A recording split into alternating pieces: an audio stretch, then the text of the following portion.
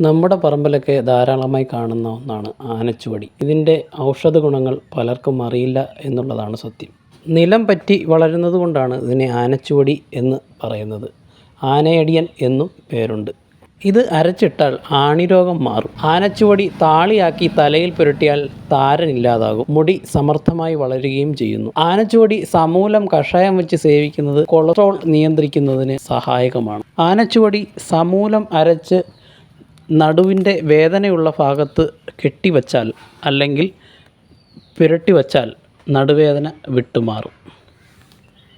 ആനച്ചുവടി ഉണക്കിപ്പൊടിച്ചു വച്ചിരുന്നിട്ട് 1 teaspoon വെള്ളത്തിൽ തിളപ്പിച്ച് ദിവസവും രാവിലെ സേവിക്കുന്നത് പ്രമേഹം നിയന്ത്രണ വിധേയമാക്കാൻ സഹായിക്കും.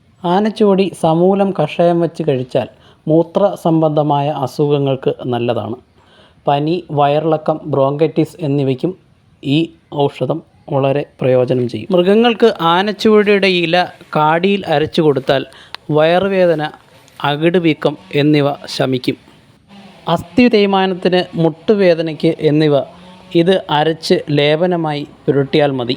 വിഷജന്തുക്കളുടെ കടിയേറ്റാൽ ഇതിൻ്റെ നീര് സമൂലം അരച്ച് പുരട്ടുന്നത് വിഷം ഇല്ലാതാക്കാൻ സഹായിക്കുന്നു.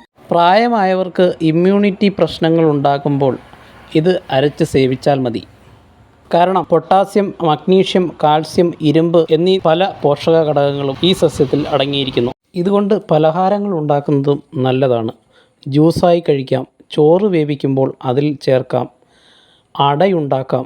അങ്ങനെ ധാരാളം വിഭവങ്ങളും ആനച്ചുവടി കൊണ്ട് ഉണ്ടാക്കാൻ സാധിക്കും. മന്തുരോഗം, വെരിക്കോസ് വെയിൻ, പ്രമേഹം, പാമ്പ് വിഷം, പനി, മൂത്രക്കടച്ചിൽ, വയറിളക്കം, ശ്വാസകോശ രോഗങ്ങൾ തുടങ്ങിയ രോഗങ്ങൾക്കും ആനച്ചുവടി അത്യുത്തമമാണ്. ഹൃദയം, തലച്ചോറ് എന്നിവയുടെ പ്രവർത്തനങ്ങളെ മെച്ചപ്പെടുത്താൻ ആനച്ചുവടിക്ക് കഴിവുണ്ട്. കൂടുതൽ അറിവുകളുമായി ഇനിയും വരാം. വീഡിയോ ഇഷ്ടമായെങ്കിൽ ലൈക്ക് ചെയ്യുക, കമൻറ്റ് ചെയ്യുക, ഷെയർ ചെയ്യുക, സബ്സ്ക്രൈബ് ചെയ്യുക.